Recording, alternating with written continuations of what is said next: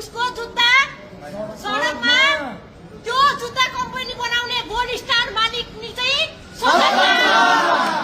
हो। जेनजी आन्दोलनको बेलामा निकै भाइरल भएको यो रगतले लतपतिएको यो सेतो जुत्ता जुत्ता लाउने मान्छे सडकमा त्यो जुत्ताको नाममा राजनीति गर्ने त्यो मालकिनी सदनमा भनेर प्रधानमन्त्री सुशीला कार्कीलाई सडकबाटै आशिका तामाङले चेतावनी र चुनौती दिएकी थिइन्। अब आफै सरकारमा छन्, आफै सदनमा छन्, आफै सांसद बनेका छन्। यदि यिनीहरूले साँच्चै जेनजी आन्दोलनको त्याग तपस्या र बलिदानी बुझ्थे भने त यो बिचरा दैलेखको प्रकाश बोहरालाई जसले यो रगतले लतपतिएको सेतो जुत्ता जसको पहिलो गोली लागेको थियो उसलाई पनि समानुपातिक सांसद बनाएर सदनमा पुर्याउँथ्यो होला, त्यो गरेनन्।